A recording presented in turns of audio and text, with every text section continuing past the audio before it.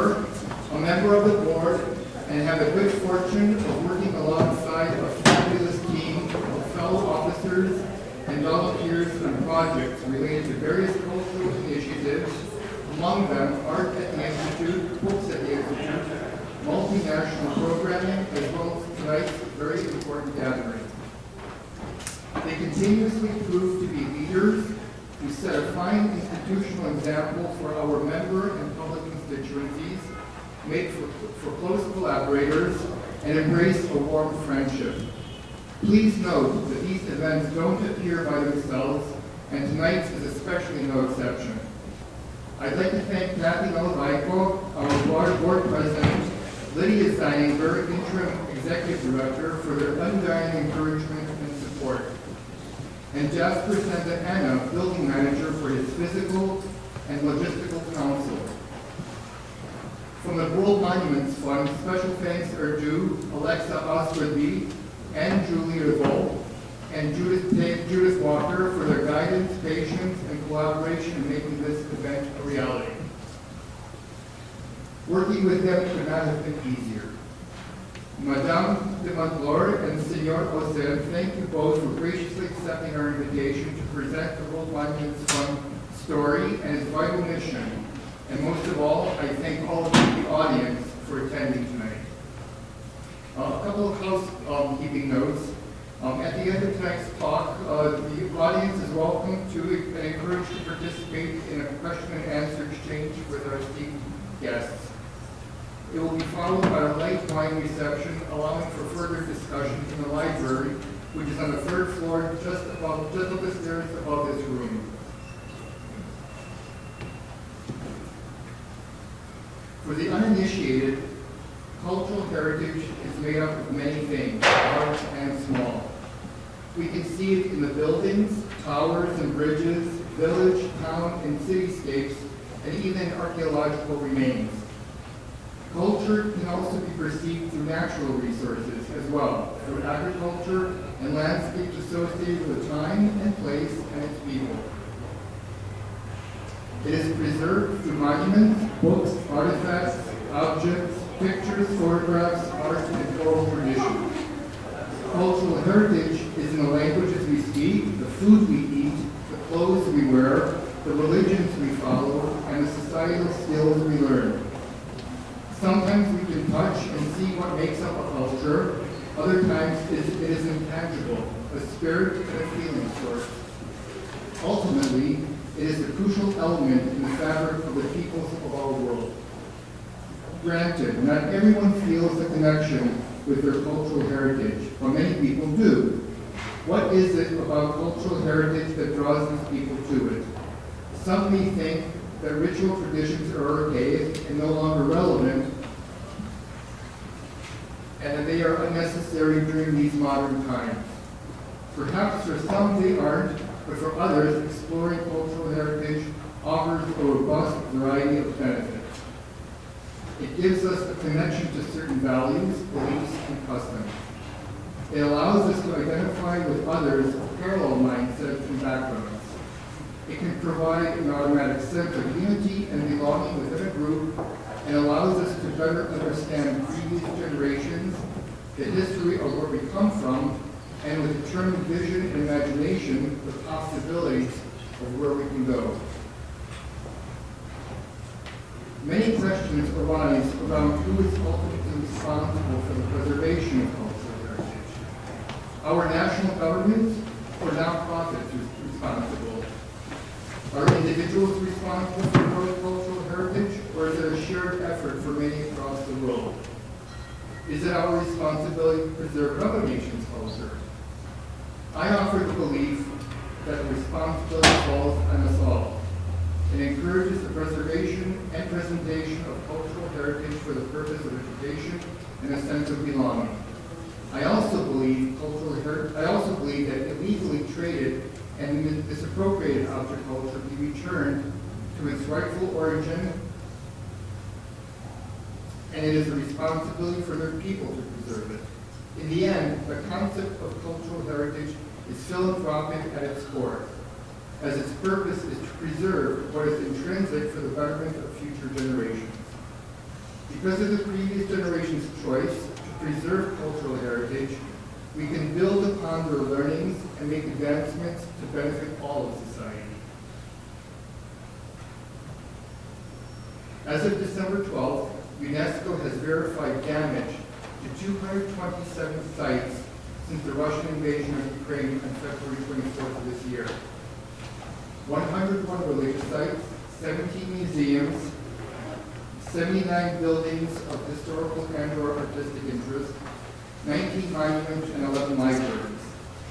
They include, among others, deliberate and calculated attacks on the museum in Ivankiv, housing unique artworks by folk artist Maria Kurnichenko, the bust of poet and bard Taras Shevchenko in Bortyanka, the Uspensky Cathedral in Kharkiv, Drobitzky Yar Holocaust Memorial in Kharkiv, Historical and Architectural Museum in Zaporizhia, along with its historical railroad station, the Drama Theater and monumental murals of dissident artist Alla Horskaya in Mariupol, the looting and emptying of the Kherson Museum of Art and its subsequent transfer to illegally occupied territory of Crimea.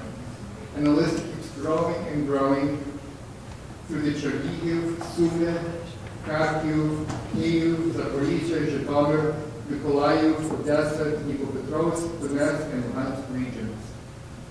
Legions of volunteer workers work alongside cultural professionals in hiding, documenting, and salvaging objects, both small and monumental, from further risk. Last month, ICOM, the International Council of Museums, launched its Red List of Cultural Objects at Risk, Ukraine. This tool will aid international law agencies, customs officials, researchers, and private citizens in identifying cultural heritage at risk and intercepting the illicit trade of looted and stolen objects, and will also become a valuable and long-lasting instrument to help preservation. Tonight's guests come to us at a very pivotal moment in world history, offering their unique perspectives and action plans in direct correlation to the delicate if not precarious state of cultural heritage at risk across the world's hotspots and conflict zones. And the latest addition to their vast portfolio, historically and culturally significant sites, architecture, monuments, and objects at risk of damage, destruction, and looting during the tragic war that continues to unfold in Ukraine. Bénédicte de Montlaur is president and CEO of the World Monuments Fund, the world's foremost private organization dedicated to saving extraordinary places while empowering the communities around them. She is responsible for defining World Monument Fund's strategic vision, currently implementing that vision in more than 30 countries around the world, and leading teams that span the globe. Her background mixes culture and the arts, politics, international diplomacy, and human rights. Prior to joining World Monuments Fund, Madame de Montlaur spent 2 decades working across 3 continents as a senior diplomat at the French Ministry of Foreign Affairs. Javier Orzossan is program manager with the World Monuments Fund. He is a formally trained architect with experience in heritage preservation, urban planning, and design. He joined World Monuments Fund in 2017, where he oversees the organization's special programs, which include modernism, the Jewish Heritage Program, and a crisis response program, managing conservation field projects in 5 different countries.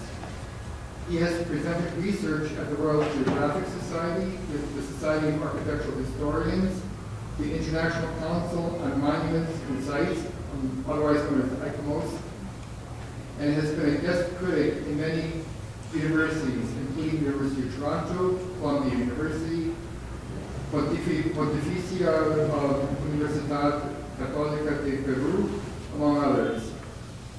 Javier holds a Master in Architecture from the Universidad Politécnica de Valencia in Spain, and a Master in Critical Conservation from the Harvard University Graduate School of Design. With that, please welcome Bénédicte de Montlaur and Javier Orzossan.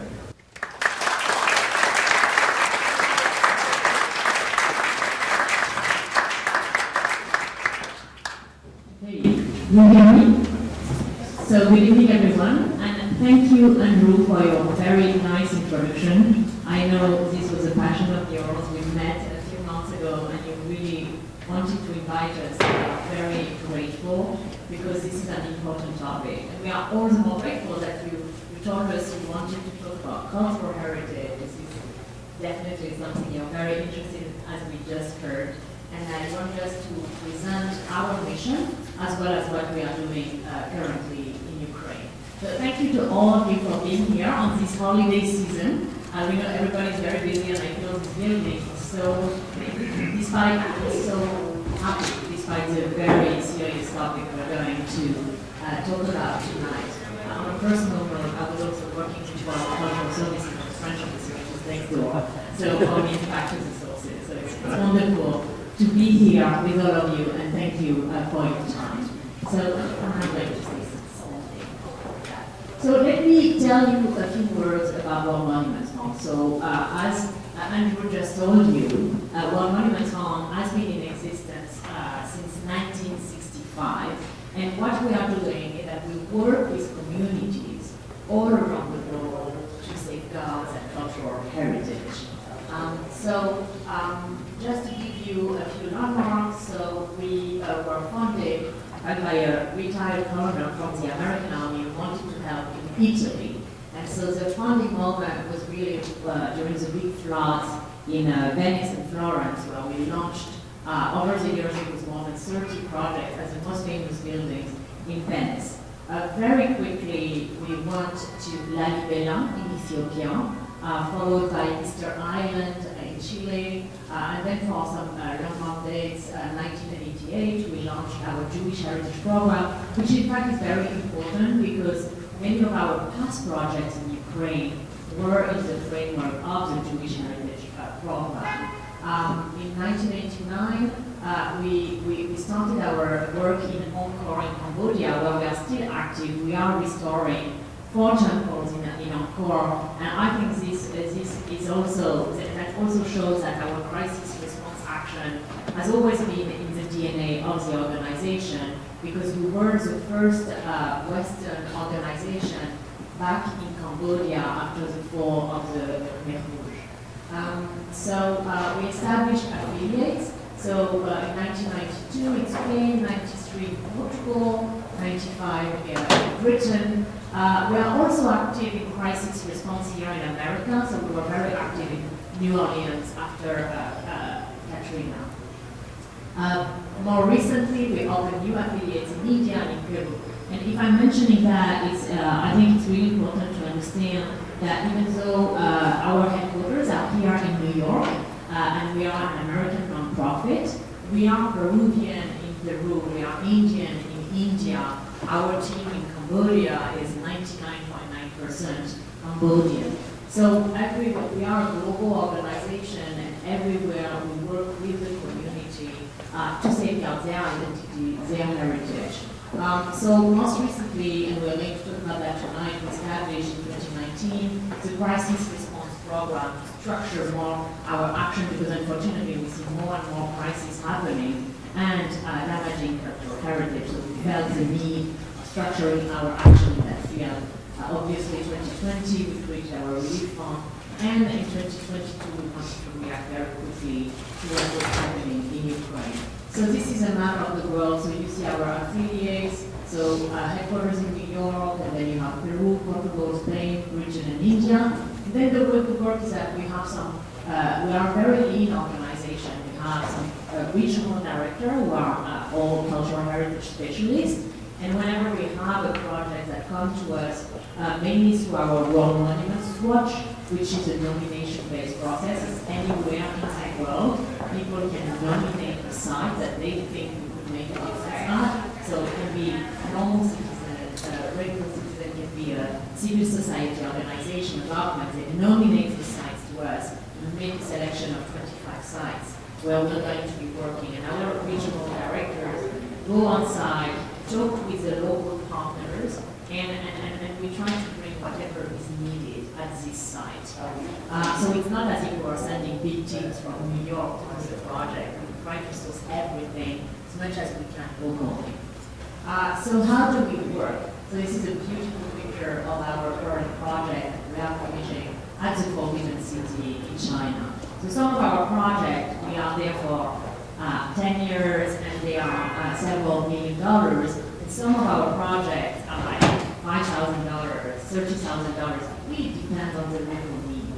And I'm going to talk a little bit more about that. So at the moment, we have 50 active projects in 30 countries. We have 8 signature projects. So those are projects where we are there for a long time, we invest a lot of money, and we are really advancing the field, exploring innovative techniques, and we are there for a long time with the community. We have 5 major projects and 3 training programs. We'll talk about that. We do capacity building everywhere, but sometimes we set up some full-fledged training programs. So our project criteria, first, it seems simple, safeguarding is irreplaceable. So it's all about the cultural significance of the place. And this can be defined in many different ways. It can be the architectural value of the site, but it can be also its historical importance for the community, even though sometimes it's not a beautiful architectural building, but it's a place where historical events have happened. So if you look at our website, we have many different types of sites. We always want to involve the local community, to have different stakeholders locally that are involved in our project. That's very important also because we never own a site. We go there, we do what's needed with the local community, and then at one point we leave. So that's why it's so important to work with local partners and with the local community, because they are in charge of the site afterwards. We always want to answer an urgent need, but of course it's very difficult to choose between all of those worthy projects, and you know, there are not that many global heritage organizations, so you can imagine that we receive thousands of requests, and so we try to choose the one where there is the most urgent need, and where we really think we're going to be able to make a difference. And the last criteria seems real, like the project needs to be feasible, but in fact it's maybe the most important, because we need to access the site, we need to have some strong partners on site to make sure that we can have successful impact. How do we work? So we can define like the work we do is 3 big categories. So there is a physical intervention, which I think most of you who think about monumental as doing that. So it's physical restoration, developing individual solutions, developing conservation plans. So that's the first thing that is at the heart of many of our projects. But we also do advocacy. For instance, our work program is, before anything else, an advocacy program raising awareness about the need to intervene at some sites that are threatened. So, you know, for instance, on the last watch we had the new airport that is being built next to the Machu Picchu. So this was advocacy, calling attention on this site, and working with the government on how to mitigate the impact this airport can have on the community and on the site themselves. The watch is really important for advocacy, and of course we're going to talk about it for Ukraine, but in times of crisis it's even more important. So during the Iraq war, we really ramped up our activity, and we have some very large projects in Iraq at the moment. Okay, and then training the next generation. So this is part of the sustainability. You know, people always ask us like, well, when you leave, and you need to come back after 20 years to restore the place again. And that's why training the next generation and having a lot of capacity building in our project is so important. So here in the US, we have a program called Bridge to Craft Career, where we offer opportunities. It's happening at Woodland Cemetery and at Greenwood Cemetery here in New York. And then we train some stonemason. So it's a training program, and then people go outside and get jobs. So, and now we are expanding this training program. It's really good to work in cemeteries, because if you think about it, you have all those mausoleums that are like small monuments. So it's really very convenient to train people in cemeteries. Now we are expanding those programs throughout the US. In Asia, we've been working at Angkor, as I was saying, but also in China, we've developed a full-fledged master degree in conservation with Tsinghua University. That is, like we've been developing for the last 10 years, and now we're going to hand it over completely to Tsinghua University. So that's really the way we work. We come in, we stay the number of years that is necessary, and then we hand over. We've had several programs training Syrian refugees, both in Jordan and in Lebanon, in stone masonry as well. So our global priorities. We want, some people think, oh, these are stones, it's for old people, why does it matter? And I think Andrew, you gave us a lot of answers of why does it matter. But what's really interesting is that cultural heritage is really at the intersection of so many global challenges of today, and very often our work participates in providing solutions to some of those global challenges. So here balanced tourism, of course tourism is always very important for cultural heritage, because tourism provides resources to the site, so it's really important to preserve the site. At the same time, it can be a threat to the site, because when you have over-tourism, it destroys the site. So one of our priorities is to develop some models for balanced tourism as the most important site. So here you see the site at Teotihuacan where I was recently. For instance, you couldn't see that picture today because people are not allowed anymore to climb on the pyramid. So that's the way, to still welcome a lot of people, but to develop solution tourism management. Inclusive heritage, for us it's extremely important to show that heritage is not only about the rich and powerful. Yes, you have some big castles and some big cathedrals, but what's important is to highlight that what we are preserving is the identity and history of communities. For example, in the US, here we did a whole project about the sites of the civil rights, where a lot of the civil rights action has happened in Alabama. So that was an oral history project where we recorded many of the stories of the people that participated in this civil rights movement, and associated with the churches, the barbershop, where those fights happened. So here you have a picture of one of our projects in Africa, because inclusive heritage also means heritage from all over the world. I think a lot of people are very familiar with heritage in Europe, in Asia, but there is incredible heritage in Africa, and we are really trying to raise awareness about the richness of African heritage.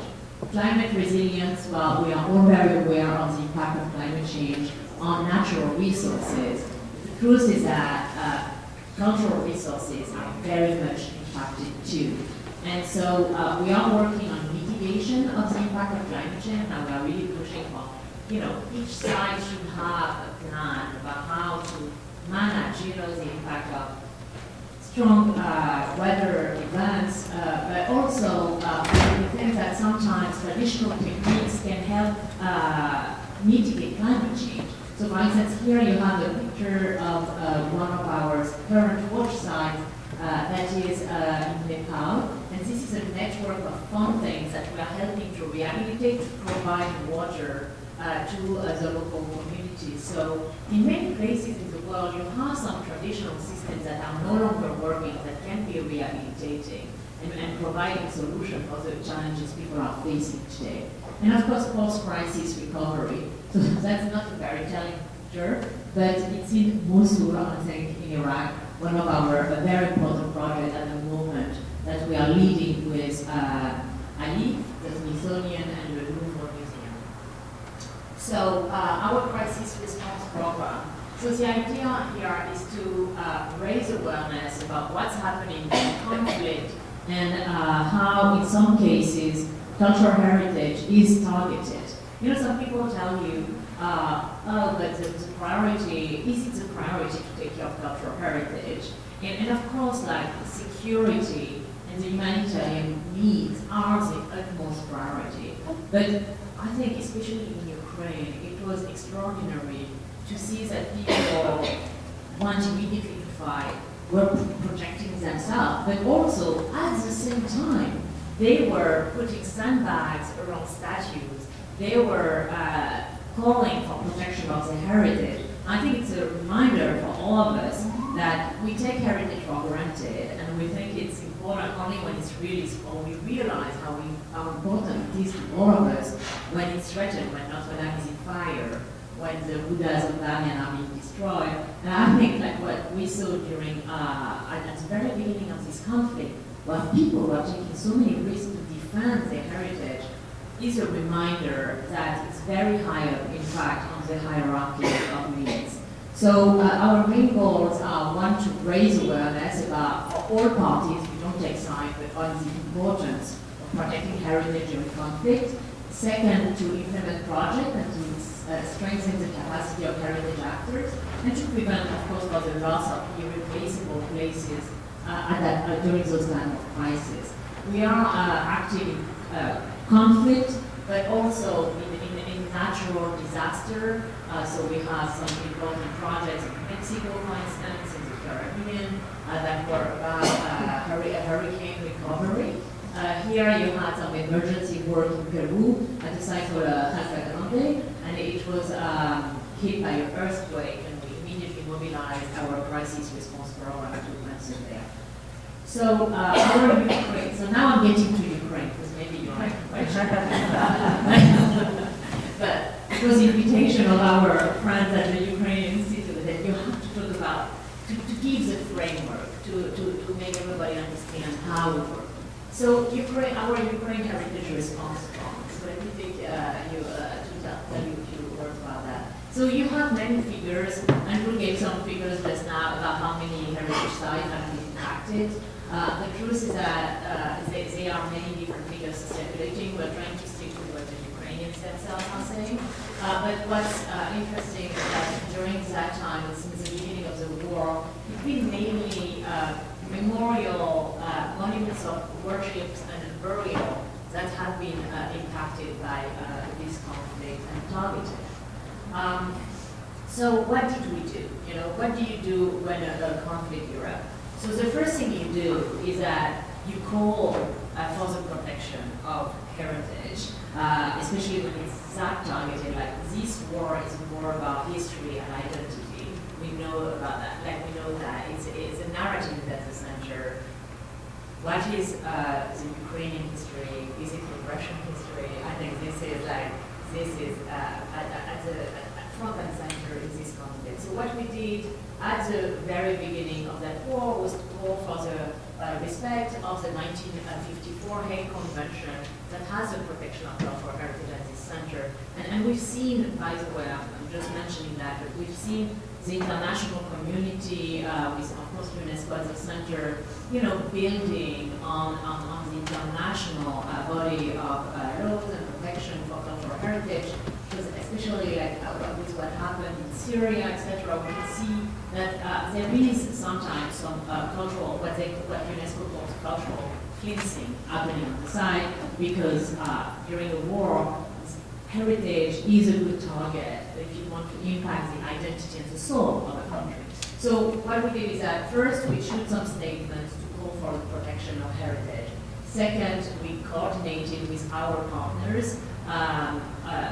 So as I was saying, there are not that many organizations that are dealing with cultural heritage, but fortunately there are some. So we immediately called the State Department, who's well represented here, but also the Smithsonian, ALIF, the Blue Shield, to see UNESCO, obviously, to see what they were doing and to make sure we were coordinating efforts.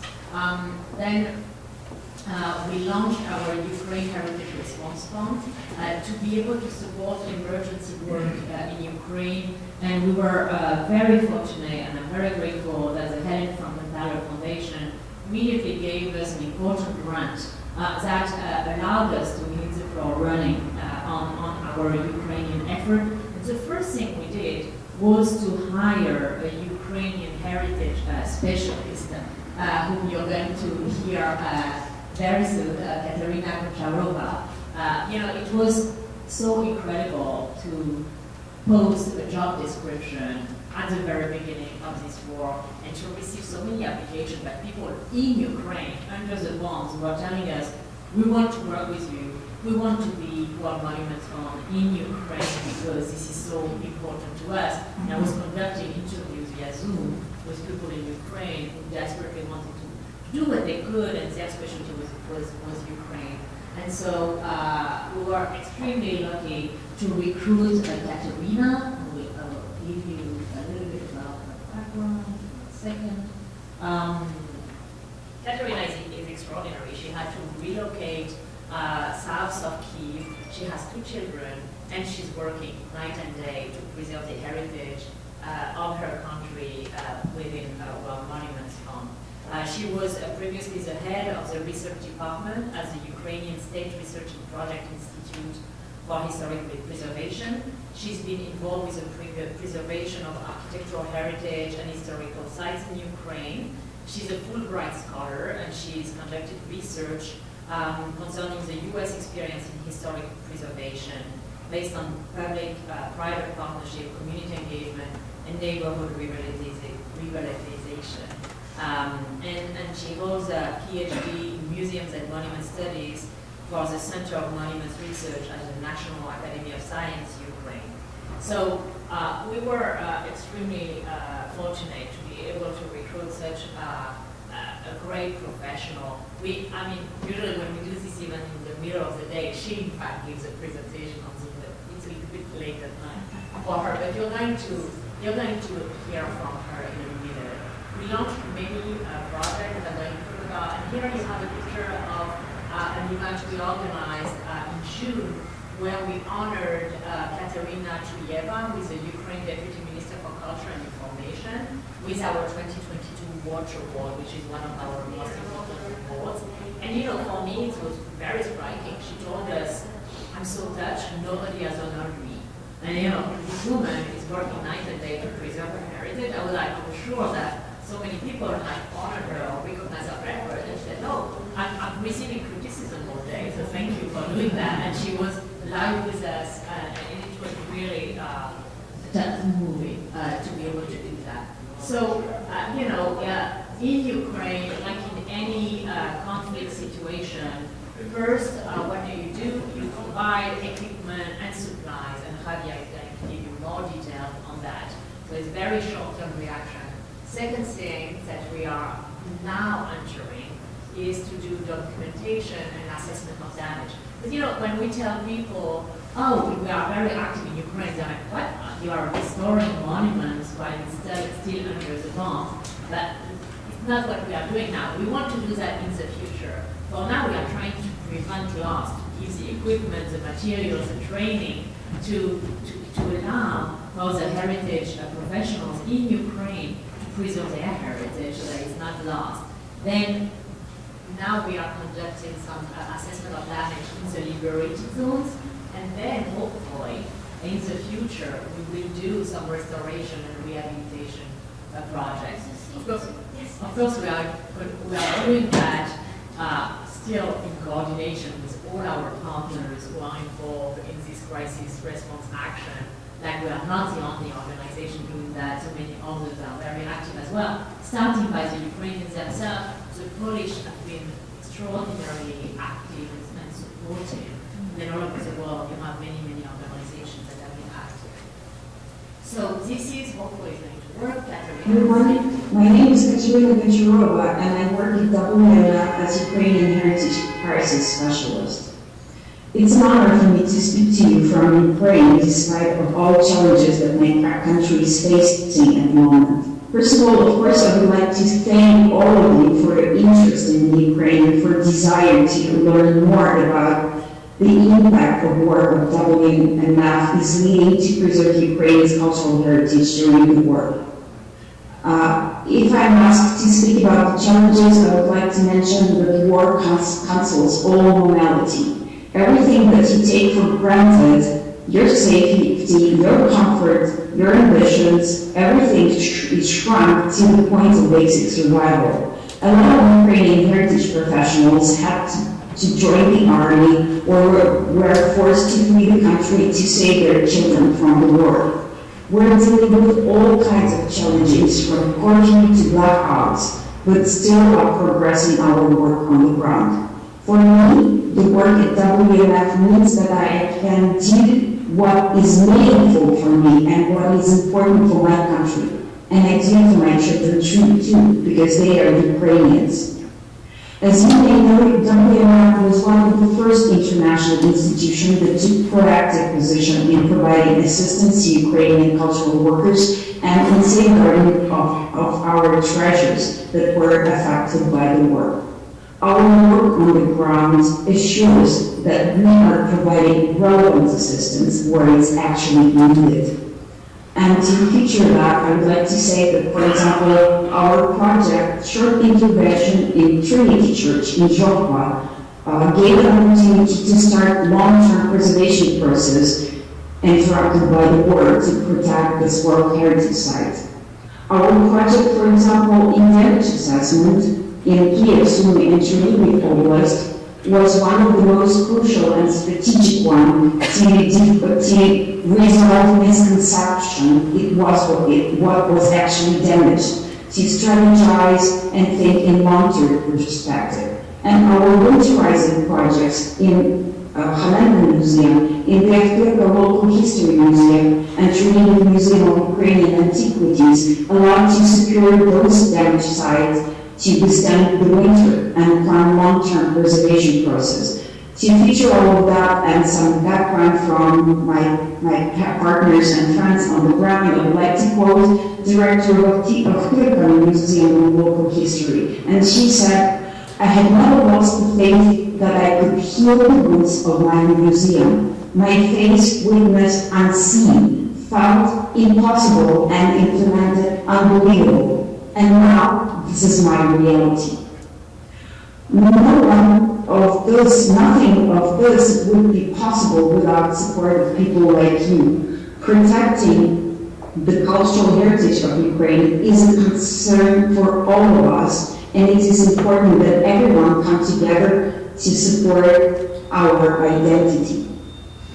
And in the end, I would like to thank you one more for your support and wish you a great experience of this wonderful event. So it's very humbling to be working with Katerina because she joined our staff team. Javier is with her on a daily basis. She travels all around the country and sometimes taking risks when they're really trying to assess what's reasonable or not. But she's so courageous because, as you can see, she believes in it, and this is what she wants to do for her country. So without further ado, I will give the floor to Javier, who is the head of our crisis response program. We will tell you more about what we are doing specifically, what our programs are in Ukraine. Thank you.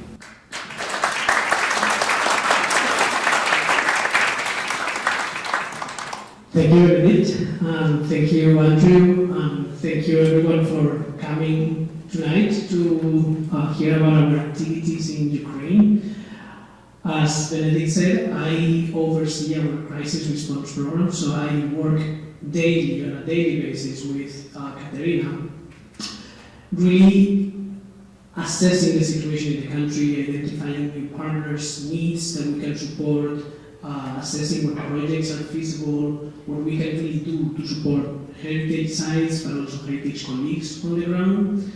And we do this in the middle of the war. And as Bénédicte was describing before, it really is very inspiring to work with Katerina doing this type of work. And she's, in a very complicated situation, also trying to take care of her family, her children, working with us day and night, and facing many challenges. I wish she could be here speaking about the projects that we are conducting in Ukraine, but I'll do it on behalf of her and all of us at World Monuments Fund. So today I'm going to walk you through all the projects that we have been supporting and are implementing currently in Ukraine to really provide an overview of the diversity of actions and the diversity of sites and projects that we are supporting that really go from helping colleagues, supporting sites, helping collections and archives, and as you can, this is actually the intro slide. We are actually, we have implemented 7 projects in Ukraine, but actually the projects go much beyond just 7 sites. We are actually working at many different sites across the country, mainly in the west, north, and central part of the country, in areas where it's safe to work, where it's safe to have teams on the ground.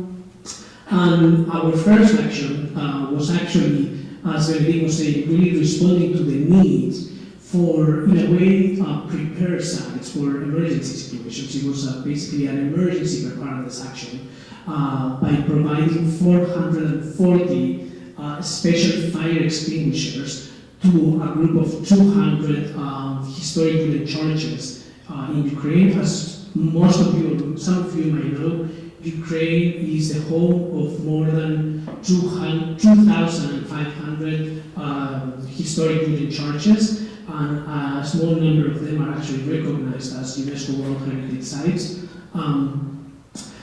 But these places are in really remote areas, very vulnerable to fire, so there was a need. We identified a need with our partners in this project, which I will mention in a minute, to really provide the tools, the equipment to be prepared in the case of an attack and fire, and also to provide the right fire extinguishers so that when they try to protect the sites, they don't damage them more because they have the wrong equipment. So in this project, we partner with the International Council on Monuments and Sites, ICOMOS, their international chapter, and also their Ukraine chapter, with our colleagues from the Foundation to Preserve Ukraine's Sacred Arts. And I believe some representatives of the Foundation are here, so I hope we'll have a chance to speak later. So we work with them to really deal with all the logistics that it takes to acquire 440 fire extinguishers and send them to Ukraine, which, you know, we didn't expect that was going to be very complicated, but actually we faced a lot of challenges that we were able to overcome. But it was also a very inspiring process because, and I just want to share an anecdote with you, we acquired fire extinguishers in the UK, a UK company provided them to us, and they really wanted to help us, all this coalition of organizations, and they actually did it at a very low price, and even cover the cost of sending them from the UK to Poland, which was very high for, again, 400 extinguishers. And then, you know, we coordinated with our colleagues from the Foundation to Preserve Ukraine's Sacred Arts and ICOMOS to then cross the border to Ukraine and then distribute them across the country. And in that process, we also worked with a local organization that was created by a group of local professionals, heritage professionals, that really wanted to help preserve Ukraine's heritage, and got together creating an organization called the Heritage Emergency Response Initiative. Everyone calls them HERI, and they became our partners in this project, but they have really become the bridge organization for a lot of international organizations to be able to work in the country supporting sites and colleagues. So this is a map of all the churches where we were able to distribute these fire extinguishers, and these are just some images of the process, you know, when they arrived in Poland, then crossed the border to Ukraine, and then finally got to the actual sites and were received by the caretakers, the site managers, and really, you know, finally have that equipment that hopefully they don't have to use. And then our second project. This is a project that came to us from our colleagues from the U.S. Department of State through the program of the Ambassadors Fund for Cultural Preservation. And it's at this site that maybe some of you know, it's called the Black House. It's a 16th century building in the center of Lviv, in the market square of Lviv, that is part of the Lviv Historical Museum. This site, it has a lot of historical value. It's part of the Historic Center of Lviv, which is a UNESCO World Heritage Property, but also presents a lot of significance on the facade. There's some very valuable sculptures So both the museum and the Department of State were very concerned that any attack to the square could affect the significance, the features of the facade. So we worked with them to really install a structure that would protect the facade during the conflict. Again, just to protect all those elements that could be affected by any collateral damage that could happen, an impact on the square, and install this protective structure that you see here, the installation process. But not only we were interested in protecting the facade, but we were also interested in doing it in a very respectful way to the building and to the urban fabric where it sits. And that is why we cover the structure with this fabric that really mirrors the facade, so that again we can be respectful while we are also protecting the site. And this is just a close image of the final installation with all the logos of the partners that were part of this process. Then, this is our third project. Here we, in this process, Caterina mainly, and then me and other colleagues at World Monuments Fund have been in communication with a lot of people in Ukraine, and in one of the conversations with people from the caretakers from St. Sophia Cathedral of Kiev, there was a concern that the cathedral could be impacted, could be impacted directly by the war, or also impacted collaterally by any damage. While there wasn't a real need to provide tools to protect any aspect of the building now, there was a need to really provide the tools to monitor any potential damage. So in this case, because the cathedral is part of a sanctuary complex, we provided a set of walkie-talkies so that the caretakers of the cathedral could really coordinate when they're in different parts of the site, and also a thermal camera that they were unable to find locally in Ukraine to really monitor any cracks that could happen internally in the walls and really make sure that the building is in good conditions. In this case, we partnered with the sanctuary complex, but we also partnered with another international organization in Europe that was sending material to Ukraine. It's an organization called Cultural Emergency Response. Everyone knows them as CER, to really, because they were sending material to Ukraine, so that we really joined forces to, in a very efficient way, send material together, cross the border. And, it's very complicated. So doing it together with partners, it really makes the process much easier and faster and efficient. And I think all of our projects are in fact a story of collaboration and coordination with many partners, because we've been collaborating with the Ministry of Culture, with international organizations, but also with local organizations. So in this case, we partnered basically just to send this equipment. And then, this is actually our fourth project, which is very interesting because we have been encountering this type of situation in many sites in Ukraine. This is the Holy Trinity Church in Sofka.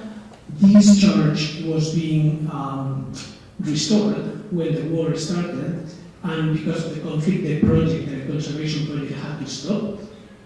The teams had to leave, and they left the building with the scaffoldings, openings on the roof. So really the building was exposed. And by the way, this is one of the historic wooden churches that is recognized as a World Heritage Site by UNESCO. So there was really a need to help them protect the site while they waited for to continue the conservation project. They have covered some of the openings on the roof and the windows with plastic fabric, but that wasn't really the proper material to protect those openings. So we partnered with the conservation team to acquire proper waterproof membrane to cover those spaces while the building waits for the conservation to continue, which we recently found out, as Caterina said, that they will continue very soon. So those type of things are, it's equipment that is needed, and they couldn't find the resources to really do it, and we helped them in the process. But then, as I was saying before, we are not only working at sites, but we are also supporting, and this is the case of this project, other type of heritage, which involves also collections. This, in some way, it goes beyond our normal scope of work, but there was really a need here, and we all believe that it was important to help protect the collection of in this case, the State Archive of Kiev Oblast. And some of you might know that Oblast is basically how it's called the regions, the regional administrations of Ukraine. So what we did here, what we've done, we are doing, because the project it's halfway through, is supporting the archives in digitizing a number of collections. Again, this is an emergency preparedness action too, because we hope that nothing will happen to this archive, but in the scenario that something will happen, at least those collections will be digitized and preserved in a digital format forever. So with our resources, they are able to digitize collections, to acquire scanners and other materials, and really to pay the salaries of their staff to conduct this work. As I said, they are halfway through and we'll finish in the next month. But then very recently, especially through our conversations with our colleagues from HERI, from the Heritage Emergency Response Initiative, we all realized that there was a big need, especially in areas that have been recently liberated, to really assess what is the condition, the state of cultural heritage in those regions. How much heritage has been damaged, destroyed, what are the conditions of these places?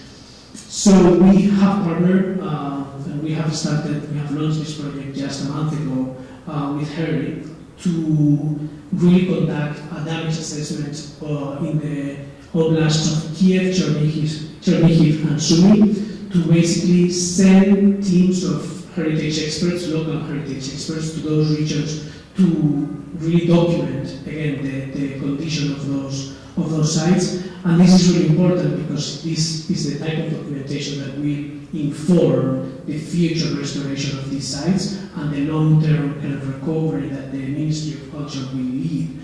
And now this takes us to the final project, the last project. This is a project that we are supporting currently as well.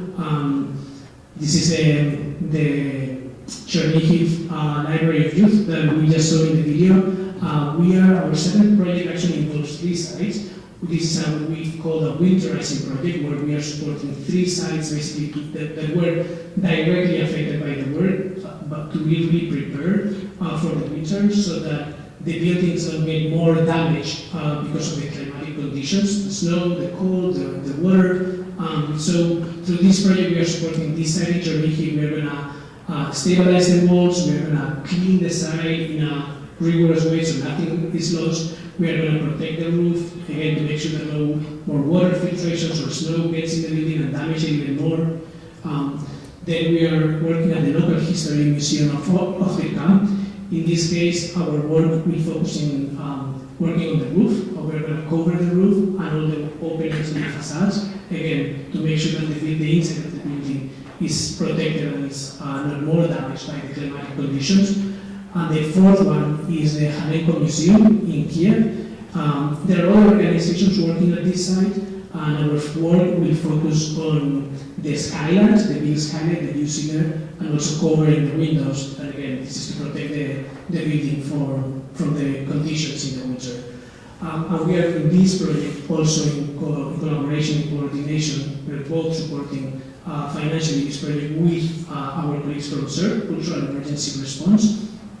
And again, I think the story of all these projects is about collaboration, coordination, and making sure that we all work in an efficient way, because there's a lot of local and international organizations working, supporting cultural heritage in the country, in Ukraine, and it's been really inspiring to really work with many colleagues in Ukraine and in other parts of the world to, again, support the preservation of these places and our colleagues in the heritage field in the country. So with this, I'm going to pass it back to you, Bénédicte, and we can continue. Thank you, Javier. So, as you see, like for now, we haven't launched some big restoration project. It's all about supporting the heritage professionals and preventing further damage and assessing, so to prepare the ground for the future. So, of course, we are not profit, so none of that work would be possible without our donors. So I really want to thank all the donors to our crisis response program. So we have a crisis response program where we have some available funding so that we can react quickly when a crisis happens. So it's key, because if we have, like when a crisis happens, if we have to spend months doing fundraising, then it's not crisis response.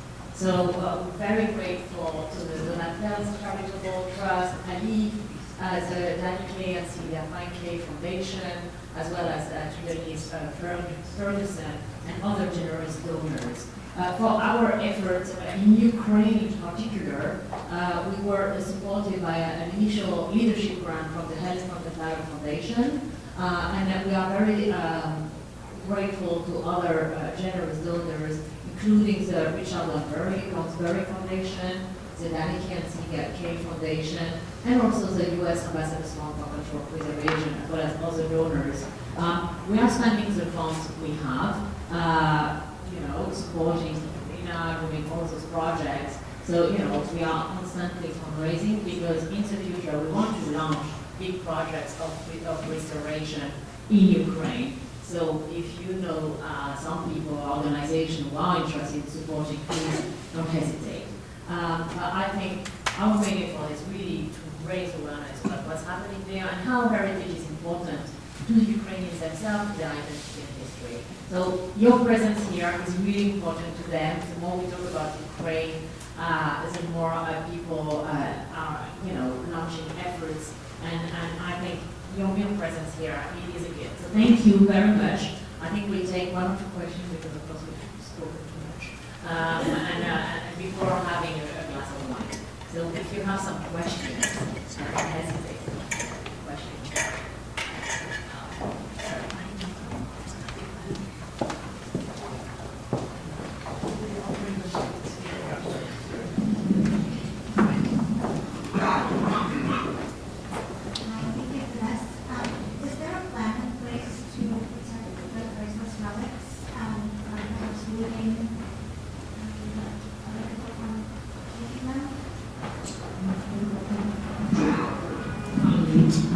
We are not part of any plan in place right now, but we are constantly working to make sure that that doesn't happen. For instance, in the site that I showed you in Chernihiv, one of the actions that is going to be part of the winterizing project is to really take all the collection out of the building and take it to a safe place.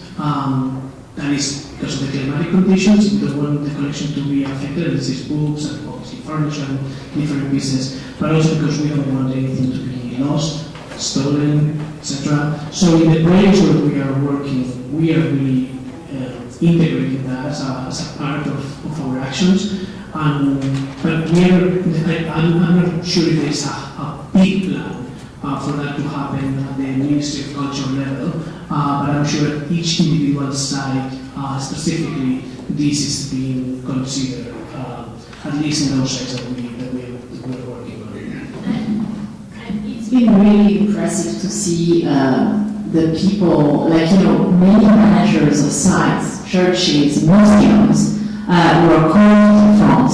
So what we are hearing constantly is that it's people who are retired, it's women, who have volunteered to go back to the site and to protect them. So there is an extraordinary mobilization in Ukraine from the government level, the Ministry of Culture, but also locally at each site. So we are not part of such an effort, but I'm quite sure that the Ministry of Culture is on top of that. Other questions? I'm just curious, it's so wonderful to see what can happen, and I think we're all overwhelmed by the pictures we saw of the complete devastation of the sites in the east. Are you able to get information from the ministry at all in terms of getting further into the country and sort of figure out what the problems there might be, which would be different from the regional level? So, I will answer not directly to the question, a bit broader. So, first of all, I think one thing that is important is that a lot of the monitoring of the situation is happening through satellites. And there are many, there are in fact 3 bases that are monitoring through satellites. So there is in Virginia. The museum is collecting a lot of information through satellite, as well as the University College of London and UNITAR and UNESCO. And so they are collecting information, trying to monitor. They don't need to do this assessment mission on the ground because it's not very precise with the satellite. So we need to go there and advance.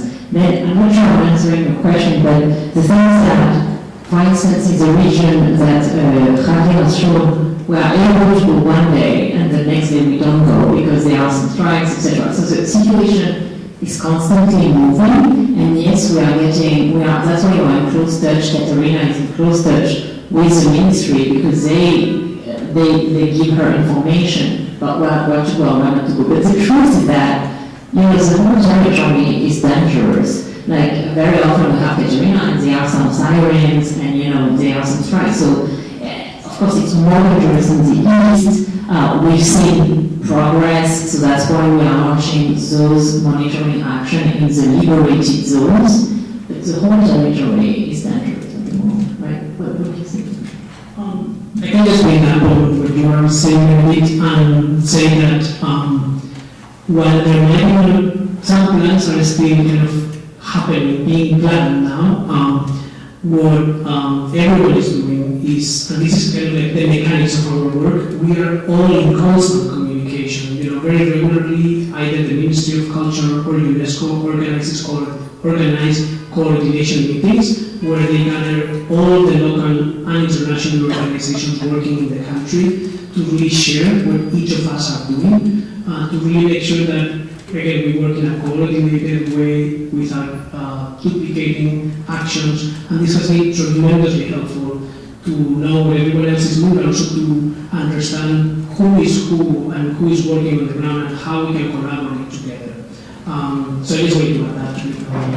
I'm not sure we completely answer your question, but then about the advance of the front, etc. Like, we don't get very specific information about that because it's constantly moving. What has been impressive is that since the beginning, Katerina and all the other actors were like, we're going to win. And it was really impressive to be with them also, even at the very beginning when it seemed quite unlikely that they were going to win against Russia, but they are such fervor, it's really impressive. So, yeah. Other question, maybe the last question.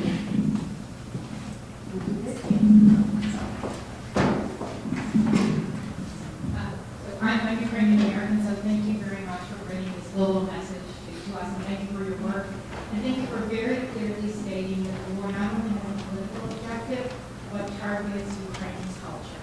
So my question is, as you do the damage assessment, and as you document all of this, are you or is anyone doing this with an eye to potential reconstruction, and not physical engineering, heritage preservation, but paying for all of the destruction of Ukraine, or eventually any claims under public international law for violations of various treaties? The answer is yes. First to answer on the targeting. Previously I worked at the United Nations and a lot on conflict, and it was very striking to see that, for instance, violence against women were considered a target to, strike at the identity of the population, etc. So that's a different way. So, those are all the really vicious ways to target the identity of a country. You target the woman, you target the history. This is like not the main thing you would think about in a war, but in fact it's pretty effective. And yes, there are organizations that are gathering information and materials then to identify those crimes on the international scene. It will take a long time. It's very meticulous work. Our work is not directly targeting that goal, because our work is really to preserve heritage, preserve the loss, etc. But of course, all the documentation that we are doing now, is very neutral and scientific, so can be used if one wants to show the damage, etc. This material can definitely be used for that purpose. I can just add a quick note that while we are not planning for conservation now. We are really laying the ground for that moment when it comes, and in fact, for the Chernihiv library, we are already planning a second phase that will start in the spring to really do a more deeper stabilization of the site, but without really entering into the actual conservation, which we hope we will be able, once the situation is safe, and we can really make sure that the site will be attacked again. Okay, so thank you. Are there any more questions? One more? Well, I have one too. The lady. Ladies. Go on. Hi, my question was, what organizations or groups that you should be highlighted or different things that people, everyday people like us could do right now to help preserve cultural heritage in Ukraine? I know that there is an organization out of TOPS that is saving Ukrainian heritage online, but I wonder if there are other organizations or other things that we could do that you want to highlight for us now. Well, so you mean Ukrainian groups, like international groups? International people here, just anything we can do, from the U.S. to help with the preservation of Ukrainian cultural heritage. Okay. So I think what you can do is, it all depends. You can start talking about that, liking on social media, sharing with the organizations. Once again, there are different levels. There is like the organization we mentioned today, Ukraine, Harry, that Javier has been talking about, is really central, along with the Ministry of Culture, to the coordination of effort and making sure that demands and requests are taken care of, and then they channel the help of international organizations like us to make sure that we address the right needs and we enter to the right partners, etc. So Harry, I would say locally is really important. Then we have a myriad of other organizations, like the Foundation here to Preserve Sacred Heritage, which was our partner to deliver the fire extinguishers to the churches. You're right, there is a project about online documentation, etc.